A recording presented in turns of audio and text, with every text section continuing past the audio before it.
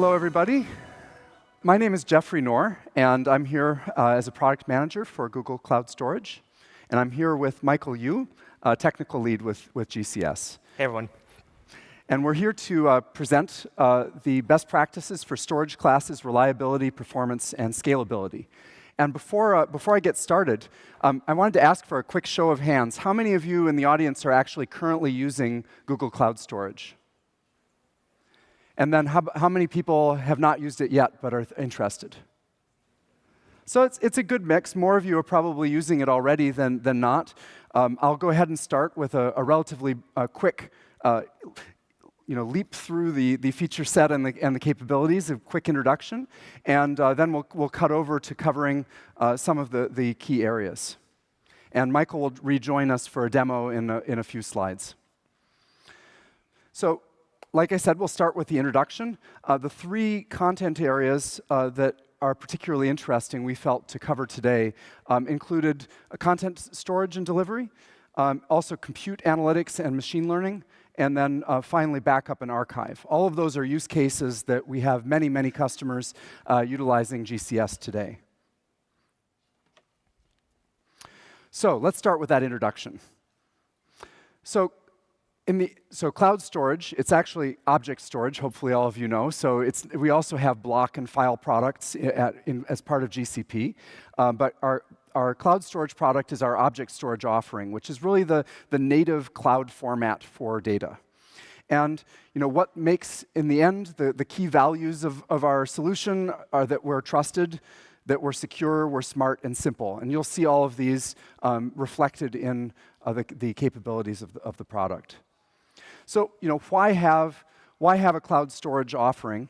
It all comes back to, the origins of Google and the data centers that we've established around the world to deliver all of the products and services that you're familiar with outside of GCP, outside of the cloud product. And we had to build extremely fast, capable networks across the globe.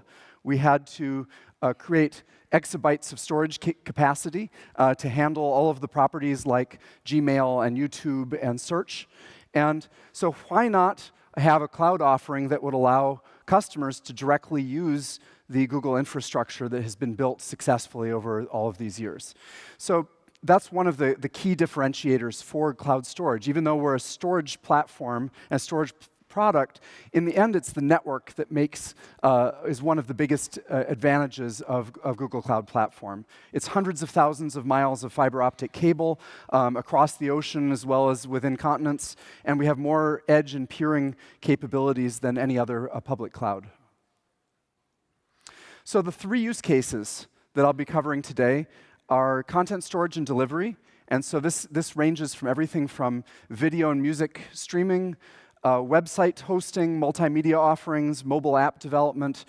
It's any sort of use case where you have content and you're bringing it out to a large user base, possibly within a continent, possibly globally. Compute analytics and machine learning, of course, is a very important area that's receiving a lot of attention these days. And here you see a lot of use in manufacturing, genomics, e-commerce, Internet of Things, all brings customers to cloud storage.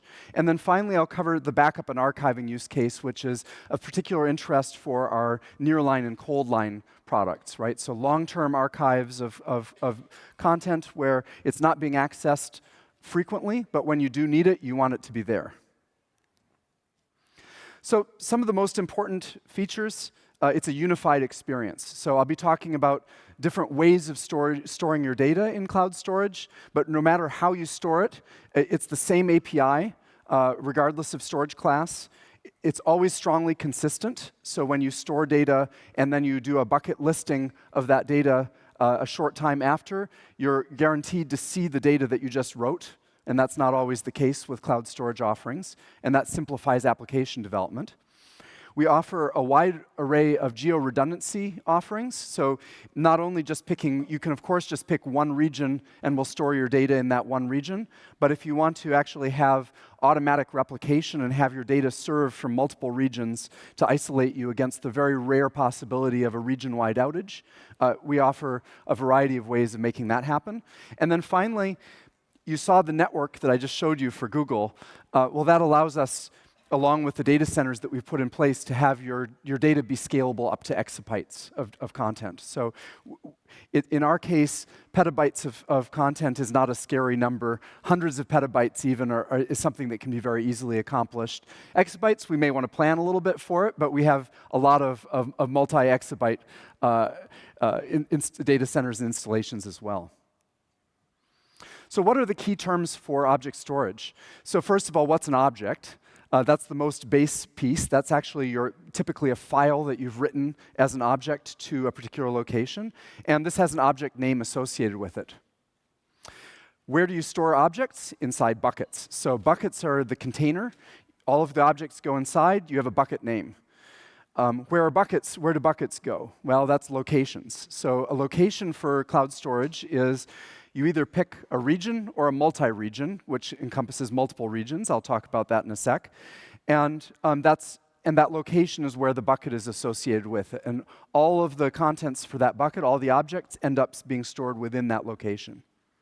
And then finally, we have the concept of a storage class. And a storage class is nothing more, nothing less than determining the access frequencies that you expect your objects to be served at. It's the availability levels and how important the availability is. And it also sets the pricing profile, right? So an object that has to be served a lot and a more of a hot tier, of course, is charged for at a higher level than archive data. So there are two types of locations for cloud storage. One is the multi-regional offering, and the other is regional in nature. And your regional offering, which is very similar to what is available with competing cloud offerings, you pick a region anywhere in the world, and your data is stored within that region. Multi-regional is interesting because we automatically offer geodiversity as part of the storage offering. So we'll replicate data across more than one region within that multi-region, and a multi-region is usually a continent. So we have a US multi-region, for example, that constitutes all of the large data centers that Google has within the United States. Similarly, we have one for the European Union called EU, and we have one for Asia as well. So that allows you to pick a continent, basically, just create a bucket in that continent, and we will automatically store the data in more than one location within that continent. And so even if there's a hurricane or some major event that takes down a region, as unlikely as that is, your data will still be immediately available from the other locations. And that replication is done without having to set up a replication service or manage it in any way. It stays a single namespace.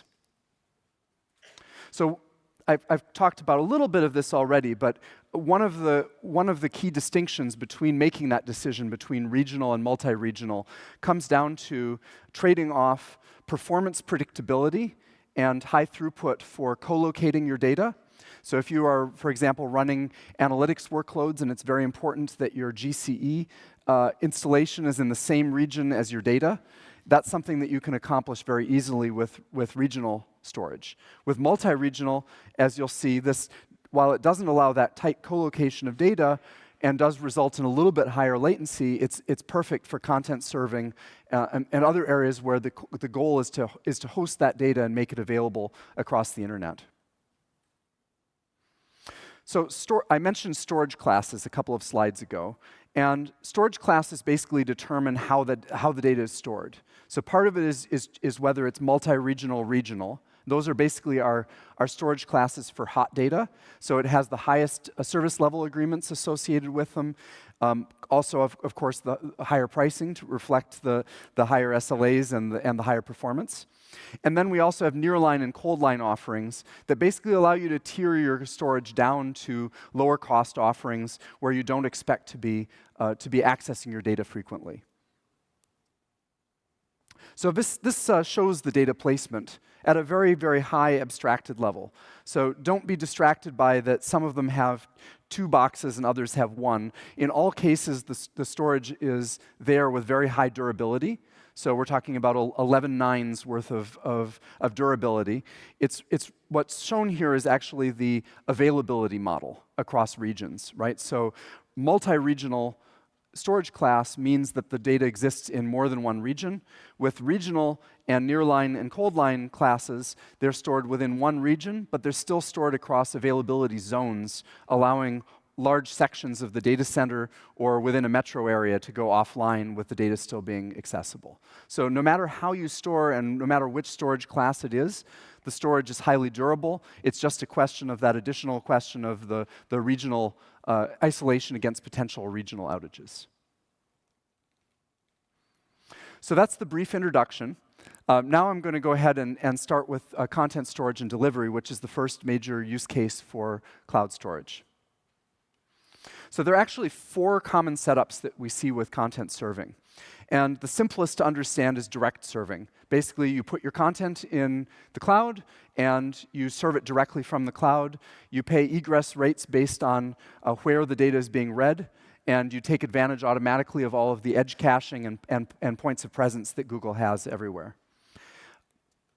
However, we also have a cloud CDN offering. And what this does is it allows you to actually save on the cost associated with egress if the data is already cached. It also allows you to take advantage of some additional security offerings. I'll get into some more details there in a moment. There's also the ability to do custom front ends if you want to have additional intelligence and more dynamic content. And then finally, you can also use Google Cloud Storage in conjunction with independent CDNs. So these are all possibilities. Let me go into some more details on the next couple of slides. So direct serving. What would the best practices be for direct serving? So one of them is to use the multi-regional class. This ensures that you have high availability for all of your data, and with that geo-redundancy. And you can also set cache control headers to enable edge caching. So let's go ahead and take a look at a demo to see how you still get some advantages from our local caching. Here we have a sample bucket that I've created. It's called IO107-demo. And what I want to show you is that this bucket was created in the Europe location. It's a multi-regional bucket, so it's pretty far away from us. Okay? And I've created an object in here called google.png, and we can go ahead and open that up. And it's the Google logo, so nothing too special here so far. I'm going to go ahead and open up the developer tools here, and this will give us a little bit of timing information for loading this PNG. And you can see that when I reloaded it, it took about 366 milliseconds, and that makes sense because this asset is hosted all the way in Europe. So first of all, one thing I want to show is that even though this object is in Europe, it's actually using Google's global network, and it's connecting right away, and most of the requests is actually transited on Google's network.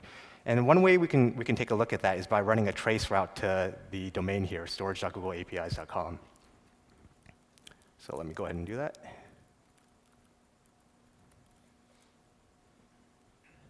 Okay. And so this is tracing the path to the server. And you can see here at the very end, one of the things is the latency. It's about 5 or 6 milliseconds. So this is clearly somewhere closer than Europe. And we can actually take a little bit closer look to see where that is. So if you look at the server name, it's actually a little bit interesting. It says NUQ and then a few other things. It also says 1e100.net. So what does this all mean?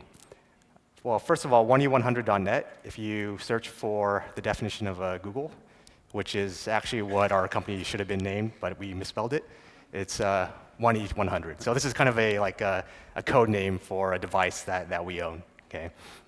And what about NUQ? NUQ ends up being Moffett Federal Airfield, which is an airfield pretty close by here in San Jose. The devices aren't actually located in the airfield, but it gives you a hint that we're ending up terminating the connection somewhere in the Bay Area, right? And once we terminate that connection, we then go ahead and transit the request across our own network all the way to Europe. So, okay, so the request is mostly transiting over our network, but it is taking a long time. So in order to enable edge caching, it's just a simple matter of changing the cache control headers. So here I'm going to change the cache control headers from no cache to public.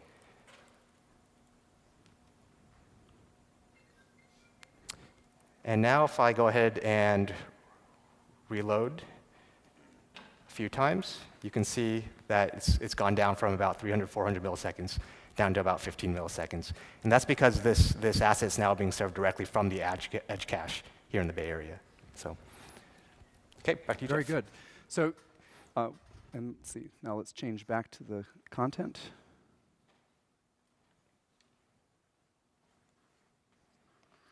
Great. So now we've seen the edge cache in action. So I think that hopefully gives you a little bit of a clue as to why content delivery is such a good fit for cloud storage.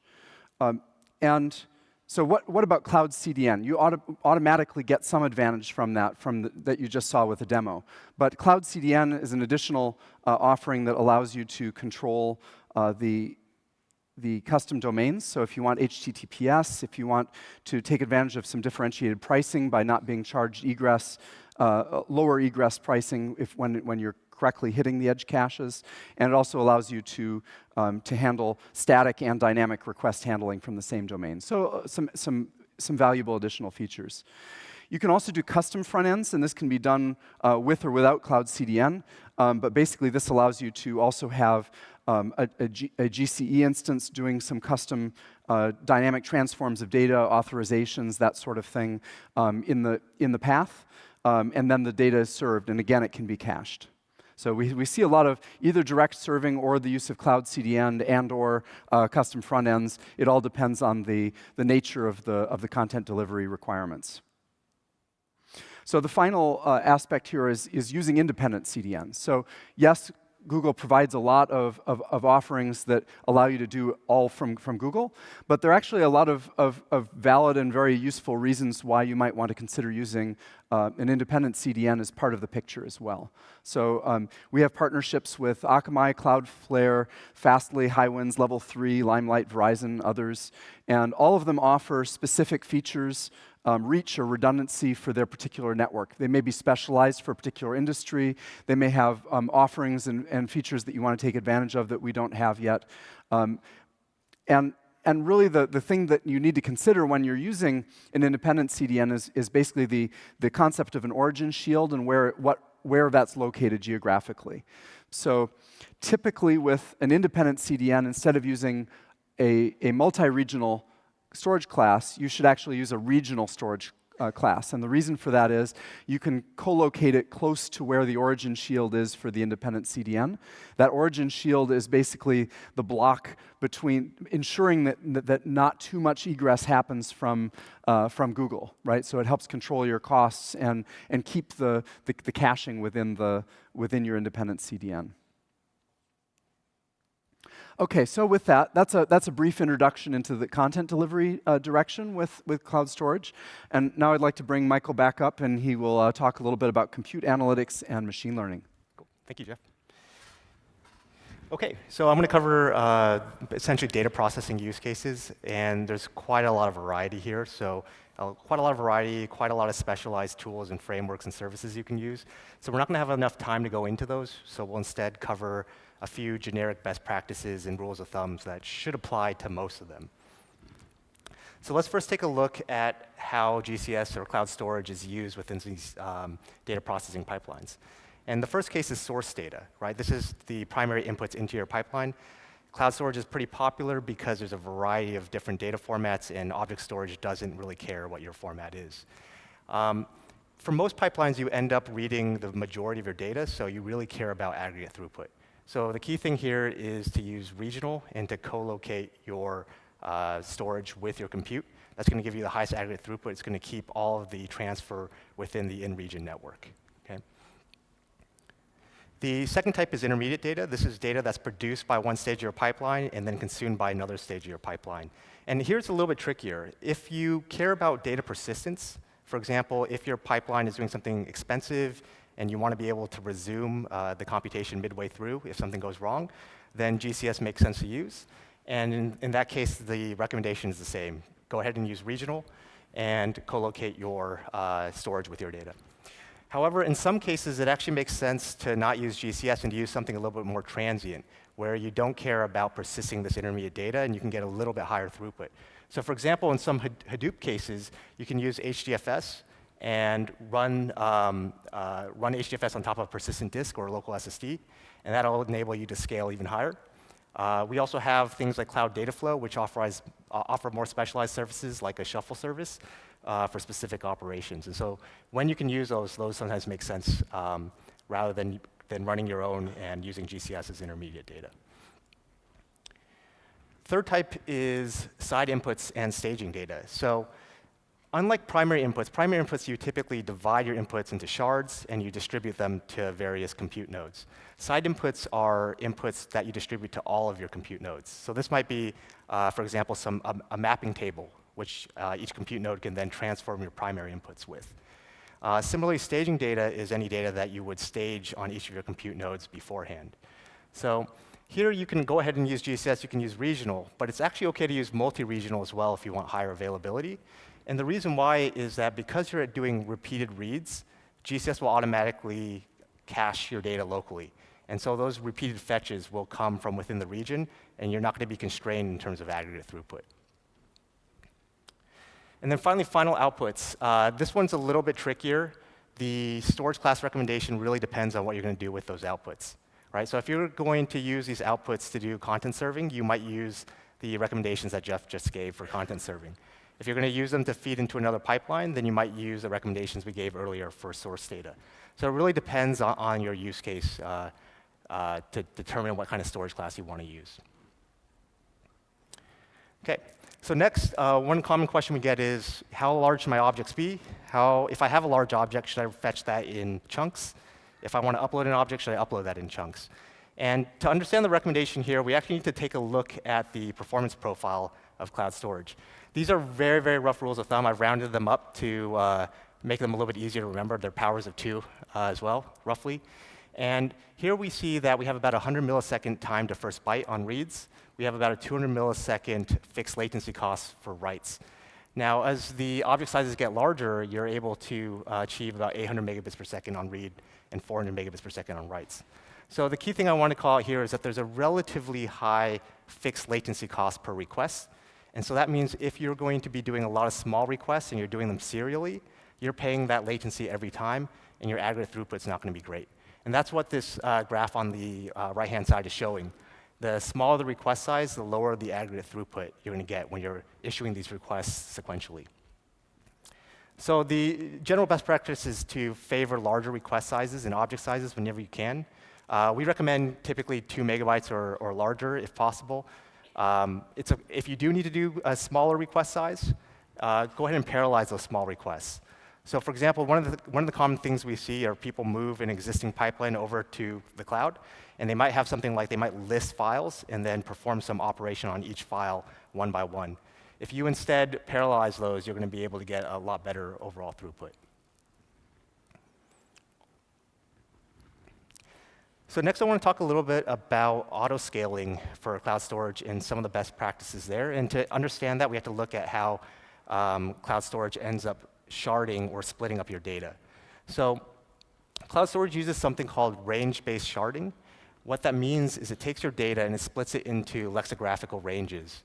And so in this particular example, we have 3 ranges, A through G, G through S, and S through the end of the alphabet. And any object whose name falls within the range will get assigned to that corresponding shard. So for example, if I have an object that starts with B, it will fall into that first shard, A through G. Okay? And the reason why we do this type of sharding strategy is to provide consistent listing. So imagine I want to list all the objects that start with T. This is actually pretty easy to service. It simply needs to query a single shard, and that shard has all of the information needed to respond to that query.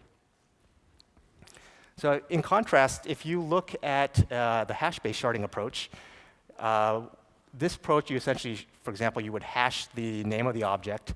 You might mod it by 4, and then assign objects to shards based off of that mod. And if we were to service that same list objects request, the problem is we now no longer know which shards contain objects that start with T. So we have to query every single shard, right? And what happens if a shard is slow, like that yellow arrow, or a shard returns an error like the red arrow? In that case, we have a tough choice. We can either wait or ignore the error, in which case we're returning an inconsistent or incomplete listing.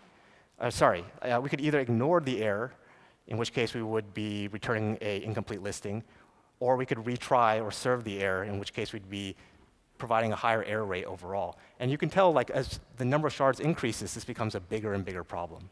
So this is why we use range-based sharding. Okay?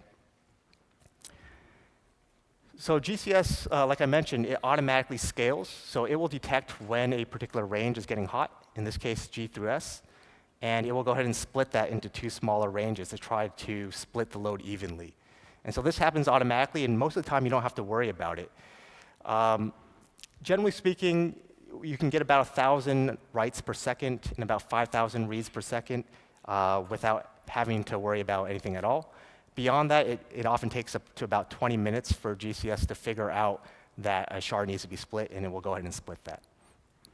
So for many use cases, you really don't have to worry about this. However, if you are scaling up beyond some of these numbers, then one of the best practices is really to make sure you're distributing your load evenly. This really helps out our auto-splitting algorithm to scale load evenly. So I'm going to talk about this in a little bit more detail. And one of the most common ways that load is not distributed evenly is sequential access. So I'm going to go through a little bit of detail to kind of give you a flavor for why this is so challenging to deal with. So imagine we have sequential access. We're accessing objects G, H, I, J, K, et cetera, all the way through Q. And imagine we had split our shards like I showed in the previous slide. So we have a shard of G through N and another shard N through R. Okay? The problem here is that when you do sequential access, the first set of accesses all hit one shard, the G through N shard, right? And then once you get to the second half of the accesses, they all hit the second shard, the N through R shard. And so at any given point in time, you're still lasering or hotspotting a single shard, and splitting those shards hasn't really distributed that load across the two shards evenly. So this hasn't really helped us scale, right? You might ask, well, how can we get around this? And one of the ways you can get around this is to further split into more shards. So here's an example where we split it into very fine-grained shards. Each shard is only taking a single letter at a time. And so this definitely works in terms of scaling load, but the problem is that there's fragmentation. And fragmentation, again, basically boils down to how do you provide consistent listing, right? So again, when we only had two shards, issuing a listing request only needed to talk to, say, one shard at a time. Versus now with many, many shards, the same listing request is going to have to split up and talk to multiple shards at the same time, and we run into the same problems where any one shard can be slow or can return an error, and that will cause a listing problem. So this is essentially a fundamental trade-off between strong listing consistency and hotspotting. Okay. So here are a couple of ways you can work around this. If you're doing bulk operations and they're doing them sequentially, you can try to do them in parallel under different prefixes. And this will cause, in this particular case, foo and bar are different prefixes. GCS will notice that there is consistent load to each of those prefixes. It will split, and you'll be able to double your total throughput that you can achieve. Similarly, if you don't care about listing order, you can hash the object name and insert that hash somewhere into the object name prefix. And this will cause your load to essentially randomly hit what looks like random object names, which will provide a nice distributed load, a nice even load. So again, the drawback there, though, is that your listing order is going to be different. OK, next I'm going to talk about timeouts and retries. And it sounds dry, but it's really important for data processing workloads because you're typically spiking up in your traffic, and you're more likely to hit some temporary bottlenecks, right? And so generally, when people think timeouts and retries, use exponential backoff and jitter, and we're done, right? So it's a little bit more complicated than that.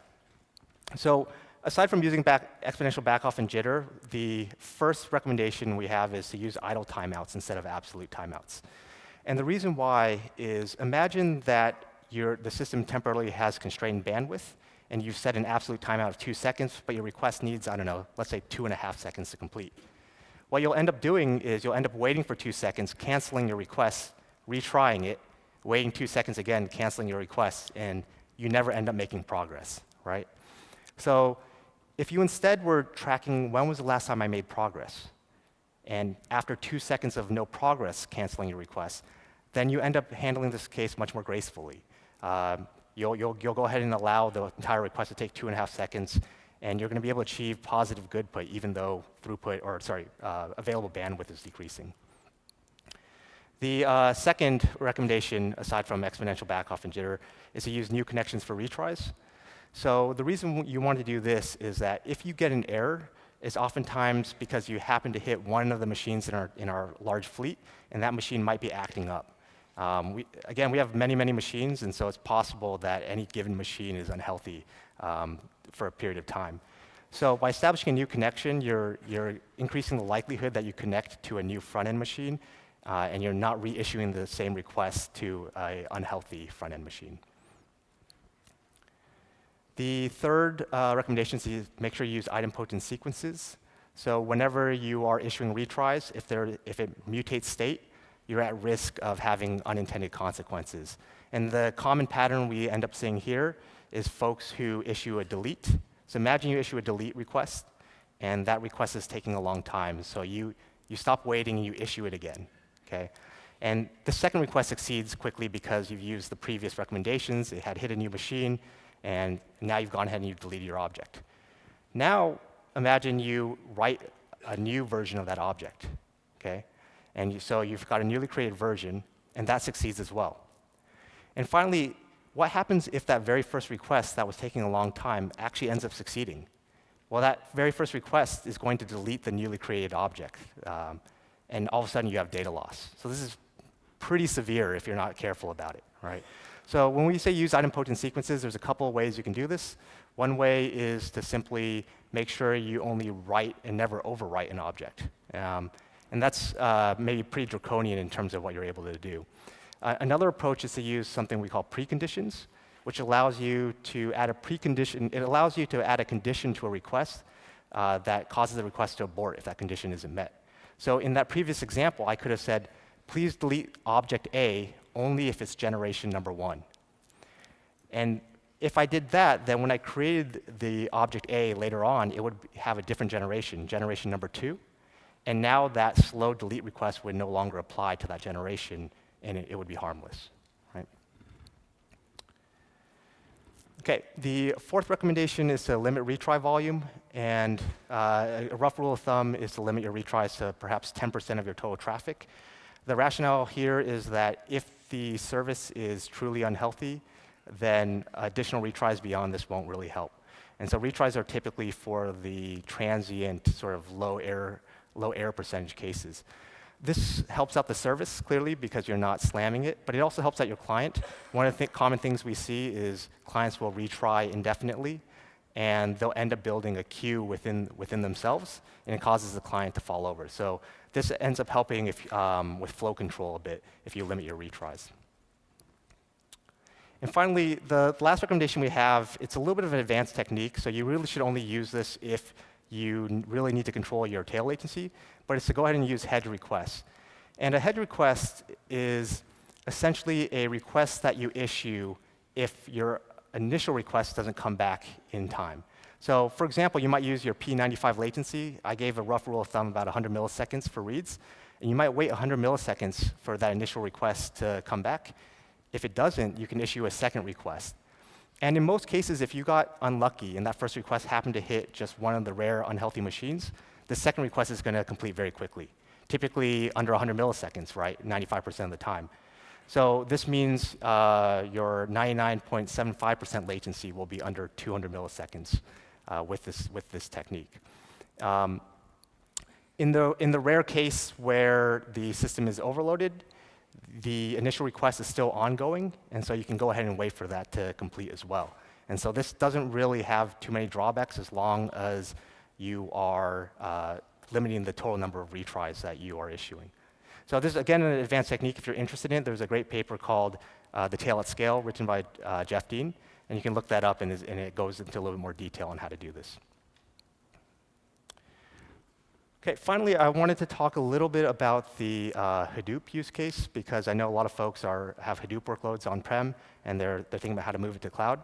And I wanted to mention that we have a service called DataProc. It's a managed Hadoop service. It allows you to bring up new clusters. It implements a lot of the best practices that we've talked about.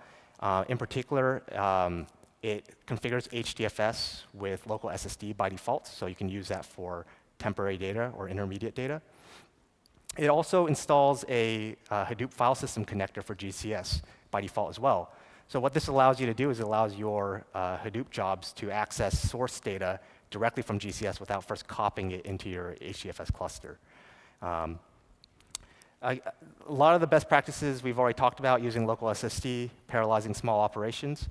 The other thing I wanted to mention, the biggest difference I think folks find when they move from on-prem Hadoop to the cloud is that cloud storage is an object storage, not a file system, so it doesn't have true directory semantics.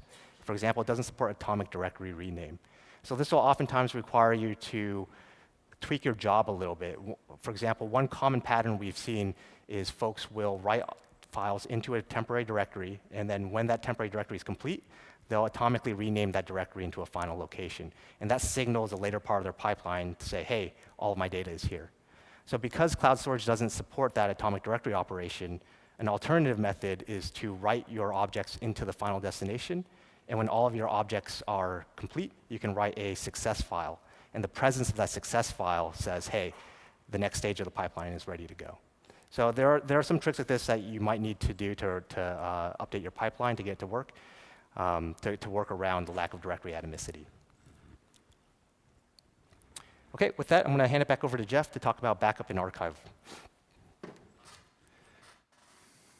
Great. So backup and archive is the last area that we'll talk about today, and a little bit shorter because this is a relatively simple but important area. And here we have two different cool storage classes. So we talk about the different hotness and coolness of data, and the main multi-regional class and regional classes. Those are our hot tier. But if you want to tier down to less frequently accessed storage, this is where nearline and cold line come into play. So and here the difference, all of the storage classes are instant access speed, so you're never like waiting for data to come off of tape. The latencies are very similar across all of the storage classes. You're always using the same APIs, so that's also consistent. And you always benefit from strong consistency. So there's more commonality across the different storage classes than there are differences. But those differences come down to what is the ideal access frequency, and for nearline, you'll find that, of course, you can access more frequently than this, but if you limit it to no more than once per month, then your pricing will end up being really advantageous to be in the nearline storage class. And similarly, if you expect to access less often than once per year for truly cold archive data, then you'll benefit strongly from using a cold line class. So the way that this is priced is basically the hot tiers, you pay more per gigabyte month, but on the flip side, there's actually no retrieval charge in the hot classes. For nearline and cold line, you start to pay more for retrieval as your storage class goes down. But the performance behavior is very consistent. So the use cases for nearline and cold line, because of that frequency of access difference, you tend to see backups actually being more associated with nearline than cold line. Anything around content serving where it's a long tail archive it's infrequently accessed, but it needs to be available and ready to share. That would be usually more of a nearline access pattern. And then some analytics workloads where the data is very infrequently accessed, you're better off with nearline. Cold line is really much more about the long-term archives, so tape replacement, disaster recovery implementations, multimedia source file storage where you need to have it around, but you're really not accessing it very frequently. Those are all cases to use cold line. Now, these storage classes don't exist just on their own. It's really part of a larger storage tiering capability that we offer. So you can set up an automated lifecycle, which will move data automatically based on the age of the objects. So this is just one particular illustration here where you've chosen in this example to say after 30 days, move from the hot tiers of either multi-regional or regional, and move those to nearline. And then after 90 days of additional storage there, move it to cold line, and then after a year, delete the data. So maybe that's what your profile looks like. If it's not, you could tweak this to however you want it to be. But what's nice is you can really set it up so that the objects are migrated automatically down to lower cost storage as the age of the data increases. So, I mean, number one thing to say about backup is just because it's cloud doesn't make it automatically protected against every single possible incidence and occurrence that might occur. Just like in an on-prem, there are still backup considerations that you need to take into account for cloud. So don't overlook having a backup strategy, number one. We provide a lot of features that aid you in preventing accidental deletion. So a few of those that are the most important include object versioning, the lifecycle capabilities, and being able to lock down delete support for backups. So all of those help isolate you against accidental deletion of data. And especially for the backups of on-prem data, so cloud backup capabilities, the general rules of understanding what your backup windows are and what your restore times look like are equally applicable to cloud as they are for on-prem backup. It's the latencies and the size of the network pipes that are in place between your data center and cloud that count. So understanding what your throughput is, how fast can you do those backups, how fast can you restore, that helps you. As long as you can set that up to meet your business needs, you'll be set with cloud backup. And we do see different deployment patterns for backup. We have the cloud backup. We also have cloud gateway type setups where there's maybe a dedupe engine in the middle.